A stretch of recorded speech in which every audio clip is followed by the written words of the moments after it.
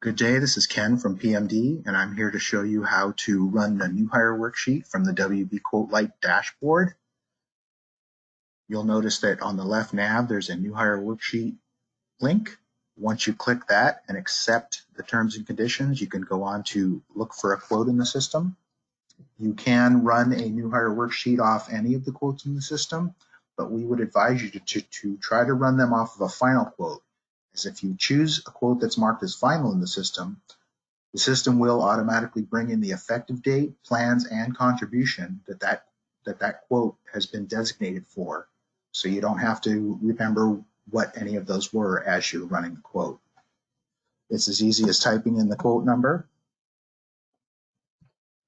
and it'll bring up the quote and it'll show you what the details are. It'll tell you it's a final quote, or you can type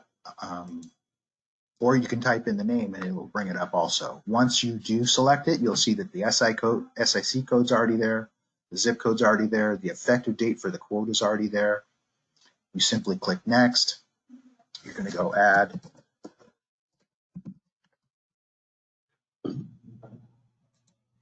your new hire information. You're going to select an enrollment date, and then you're going to put in the person's zip code. You can go ahead and add spouses or dependents if you need to. It's going to show you what zip code they were in. If this was a multi-county zip, it would give you the option to choose which county they reside in.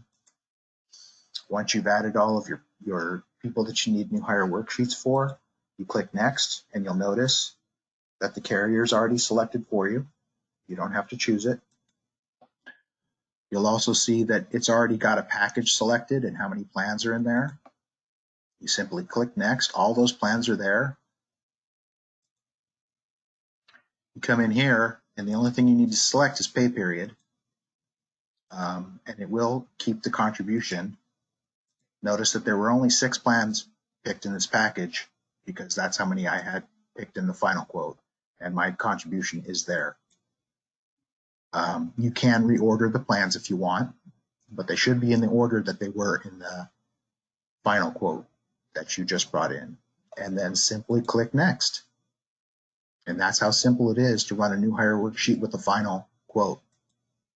If you choose to run one that's not off of a final quote, you're going to have to fill in all that data, and you're going to have to know exactly which plans.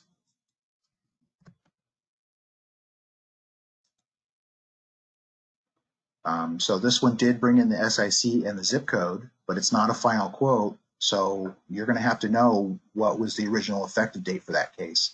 And it does matter because rating for the New-Hire Worksheets will depend on which carrier you pick and what rules they have.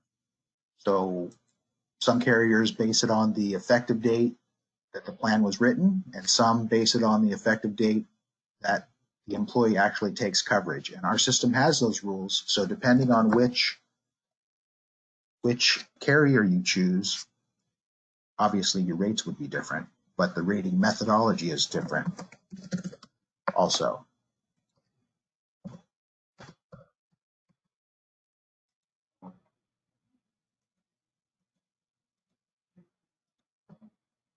And you'll notice if I go to the next one, there's no carrier selected, so you'll have to know all this information before you go in if you don't use a final quote, and so will your broker.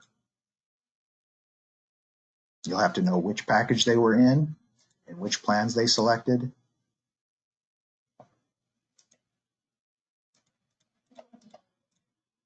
And you'll have to know the contribution that was provided.